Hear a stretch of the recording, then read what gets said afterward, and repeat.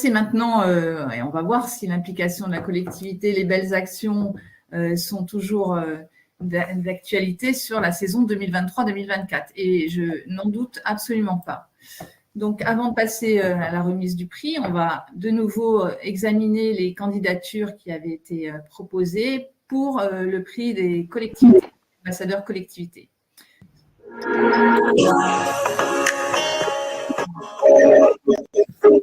Les candidats au temps ambassadeurs collectivités, nous retrouvons la communauté de communes Vallée de Villaine en Alsace, Limoges dans la Haute-Vienne, Pache-Tuménil dans le Nord, Villeurbanne dans le Rhône, et enfin la communauté de communes Terre du Lauragais en Haute-Garonne. La première candidature est la communauté de communes de Vallée de Villers qui a inscrit 6 de ses écoles. L'école René Cuber de Villers, l'école de Brecno, l'école du Honcourt, l'école de Saint-Pierre-Bois, l'école de Fourchy et enfin le périscolaire de Brecno-Neuve-Église. CUP-École a mobilisé plusieurs services de la communauté de communes et plus particulièrement la chargée de projet accélérateur de transition qui s'est fortement mobilisée pour animer le challenge, notamment en reproduisant l'atelier technique pour les techniciens absents lors de la session animée par le CEREMA. Une forte communication dans la presse locale a également été réalisée. Enfin, la communauté de communes a entretenu un lien constant avec les services locaux de l'éducation nationale. Seconde candidature, la ville de Villeurbanne. Cette ville de 158 000 habitants appartenant à la métropole de Lyon a inscrit 5 de ses écoles et un centre de plein air. Les écoles Antonin Perrin, Berthelot, Édouard Herriot, Descartes, Louis Pasteur et enfin l'éco-centre de Chamagneux. L'inscription au challenge CUP-École était une priorité pour Villeurbanne qui a recruté un CDD de 9 mois pour animer et coordonner le challenge au plus près des groupes scolaires et appuyer les services déjà impliqués dans le challenge. Parmi les actions de la collectivité, la sensibilisation des agents municipaux dans les écoles est à souligner, comme celle des élèves grâce aux visites des chaufferies et aux interventions dans les écoles. La collectivité a également déployé sa campagne d'éco-gestes dans les écoles, on peut voir quelques slogans sur ses affiches. Villeurbanne a également communiqué sur ses différentes actions dans son magazine municipal. La troisième candidature est la communauté de communes des Terres du Lauragais. Ce territoire de 41 000 habitants a inscrit 6 de ses écoles. L'école Jean Rostand à Nailloux, le groupe scolaire Rouet à Saint-Léon, l'école Marie Carpentier à Calmont, l'école Claude Nougaro à Cardouche, l'école Jules Ferry à Villefranche et enfin l'école Jean Soucal à Ville-Nouvelle. L'inscription de la ville au challenge CUP-École a mobilisé plusieurs services de la communauté de communes. Les élus référents du challenge dans les différentes communes, les services éducation, communication et les services techniques, et également le conseiller en énergie partagée du PETR. La distance entre les communes pouvant aller jusqu'à 20 km, 2 groupes de communes ont été constitués pour optimiser le partage des kits collectivités CUP-École avec la création d'un fichier partagé et d'un planning d'empreinte. Plusieurs articles sont parus dans les gazettes communales afin de suivre l'avancement du challenge et des actions dans les différentes écoles participantes. Enfin, la formation-action à destination des gestionnaires et services techniques a permis de rassembler les 6 services techniques des 6 communes impliquées. Cette formation a d'ailleurs été reproduite dans certaines communes pour sensibiliser les occupants des bâtiments. Quatrième candidature, la ville de Pache-Tuménil. Cette ville de 17 000 habitants, située au cœur de la métropole européenne de Lille, a inscrit 5 de ses écoles. Le groupe scolaire Anatole France La Bruyère, l'école élémentaire Louise de Bétigny, l'école maternelle Alphonse Daudet, l'école élémentaire Kléber et le groupe scolaire Georges Sand et Mozart. L'inscription de la ville au challenge CUP-École a mobilisé plusieurs services de la ville. La mobilisation du service des urgences écologiques, des services techniques, de la direction de la jeunesse et de la direction de la communication a permis la réalisation d'actions à la fois pédagogiques en lien avec les enseignements et le périscolaire et techniques dans les écoles. Un jeu a même été réalisé par la collectivité avec le concours des enseignants des classes ambassadrices. Le grand jeu de l'énergie est un jeu grandeur nature qui utilise notamment les appareils de mesure du kit collectivité. Les élus ont également apporté un engagement fort dans le déploiement du challenge. Par exemple, Monsieur le maire a distribué lui-même les kits ambassadeurs aux élèves de CM2 issus de l'atelier animé par le CEREMA. Cinquième candidature, la ville de Limoges. Cette ville de 130 000 habitants a inscrit 6 de ses écoles. L'école des Bénédictins, l'école Jacques Brel, l'école Odette Couty, l'école Descartes et Bergencel du Viginal, les Homérides et enfin l'école Raoul Dautry. Plusieurs services de la ville se sont mobilisés pour le challenge CUP-École. La direction de la jeunesse, la mission stratégique énergie et climat, la direction des ateliers municipaux, la direction du patrimoine immobilier et de la construction et la direction de la communication. Le choix des écoles inscrites à la démarche a été réalisé en coopération étroite avec l'inspection académique. Le référent Cubécole de la ville a su impliquer et coordonner une équipe pluridisciplinaire avec des points réguliers tous les 15 jours internes à la ville pour suivre l'avancement du projet. Les différents événements ont été documentés dans la presse locale avec notamment un reportage sur la télé locale. Parmi ces 5 candidats, quelle collectivité le jury a désigné comme meilleur ambassadeur? Alors, le prix du meilleur ambassadeur collectivité 2023-2024. Donc, ce prix devait être remis par Madame Bertin, qui, je le disais tout à l'heure, est souffrante. Donc, je vais remettre ce prix.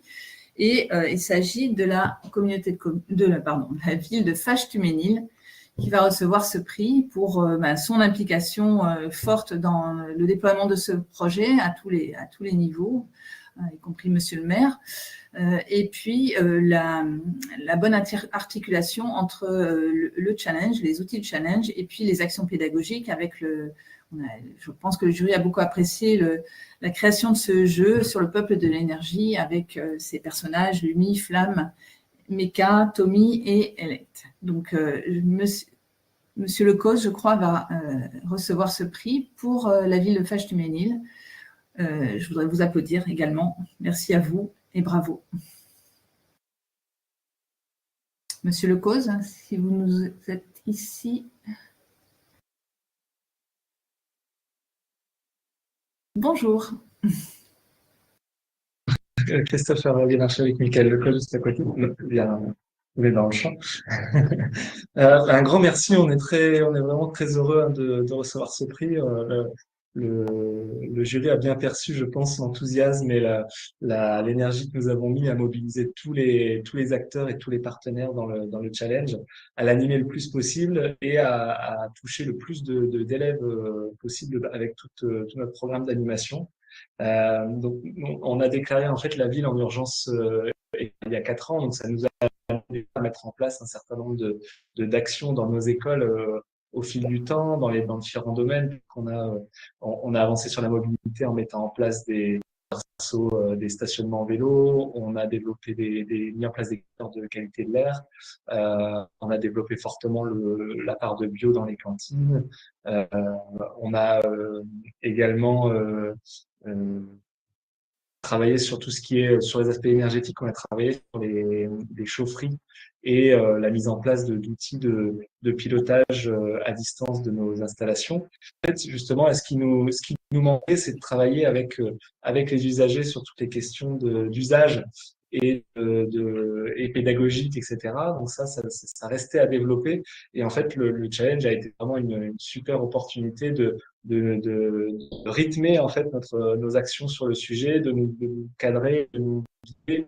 Donc ça m'amène à adresser un grand merci au programme et notamment au CEREMA.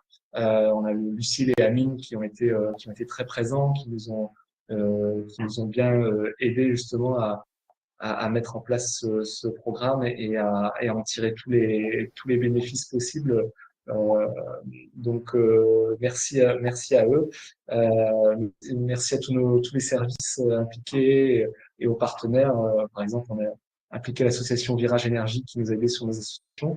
Et puis un bravo à Michael ici présent qui a orchestré un peu, été chef d'orchestre de toute la mobilisation, et puis qui est aussi l'auteur du jeu dont vous avez parlé, là, du grand jeu des énergies, qui est venu en plus des animations du CEREMA, en plus des animations de notre association partenaire et d'autres animations qui ont eu lieu aussi, va venir étoffer et vraiment faire en sorte qu'on touche beaucoup de classes. On a touché 218 élèves pour l'instant au cours de ce challenge, et c'est pas terminé. On a d'autres sessions de jeux et de formation qui sont prévues. Donc, on a hâte d'aller encore plus loin et de continuer à traiter toutes les problématiques pendant on va dire, identifier un certain nombre de problématiques techniques et d'usage. Et donc, on a commencé à les traiter, on continue à y travailler, notamment avec les services techniques. Et donc, on a hâte de continuer tout ça pour obtenir le plus de résultats possible. Merci beaucoup. Je crois que vous nous avez préparé une petite vidéo qu'on va maintenant passer pour montrer votre... Pardon, Michael me dit aussi de remercier les parents qui se sont investis aussi dans le bon fonctionnement du grand jeu et qui ont animé les ateliers avec nous. Donc, excusez-moi, j'avais oublié de mentionner ça. Non, mais c'est important. Vous avez raison. Oui, la petite En vidéo. 2020, nous avons déclaré notre ville en urgence climatique et écologique et avons fixé des objectifs ambitieux de réduction de notre empreinte carbone, d'atteinte des seuils de l'OMS en termes de qualité de l'air et de restauration de la biodiversité. L'école était un terrain privilégié pour la mise en œuvre de la transition écologique dans notre ville. Le programme Cube École nous a apporté de l'expertise et nous a permis d'entraîner dans un élan formidable l'ensemble des parties prenantes dans une dynamique d'économie d'énergie. Le CEREMA accompagne le projet Cube École et la ville de Fâche-Tuménil depuis maintenant un an pour les aider techniquement à trouver les leviers d'économie d'énergie. Le projet Cube École s'intéresse aux économies d'énergie globalement dans les bâtiments et donc on va mettre autour de la table les services techniques qui vont intervenir sur l'amélioration technologique. Le service urgence écologique travaille avec ce dispositif Cube École où là on a un accompagnement, un appui et de la méthodologie des ressources sur les écoles, mais la démarche est globale après sur l'ensemble des bâtiments publics. Le projet est installé pour 5 ans, mais dans le cadre de la politique publique de la ville, l'objectif c'est vraiment de changer, d'instaurer des nouvelles pratiques de façon durable. Enedis a été aux côtés de la ville de Fâche-Tuménil et de son projet, notamment au travers de ses actions dans les écoles, mais plus largement accompagner la commune dans sa transition énergétique, en mettant à disposition aussi beaucoup de données de consommation. Très concrètement, on a aussi été présent dans les écoles, sur 2 écoles, pour animer des ateliers auprès des enfants de primaire, donc pour expliquer le cheminement électricité, et puis cette transition énergétique avec aussi cette notion de sobriété et de consommer local, produire local. On a accompagné la ville de Fâche-Tuménil dans les animations dans les écoles. Le premier atelier, c'est l'atelier qui s'appelle C'est pas Versailles ici. C'est un atelier qui a pour objectif de comprendre les économies d'énergie qu'on peut faire dans une école, dans une maison.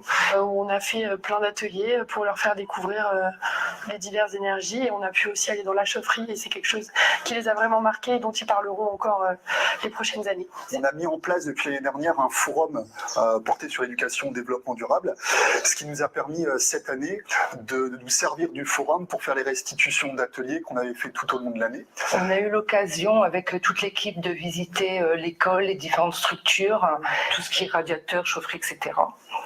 Ce qui nous a permis de sensibiliser les enfants par rapport au chauffage et tout ça, les faire des économies. Pour conclure, ce sont 218 enfants qui ont déjà bénéficié de ce programme. Ce n'est que le début. À Fâche-Tuménil, on a pour ambition de continuer sur cette voie d'amélioration du confort, notamment thermique, mais pas que, de nos bâtiments, d'optimisation évidemment de nos différentes consommations. Je voudrais vraiment remercier chaleureusement les enseignants, les parents qui sont venus accompagner, les enfants qui ont profité de ce programme, l'ensemble des partenaires et plus particulièrement le CEREMA, évidemment les services de la ville de Fâche-Tuménil pour avoir mis tout ça en place. C'est que le début, on va continuer. On comprend pourquoi la ville de Fâche-Tuménil a reçu ce prix, une forte implication de tous les acteurs à tous les niveaux, effectivement, ce qui était un des critères importants d'analyse du jury. Merci à vous en tout cas et bravo.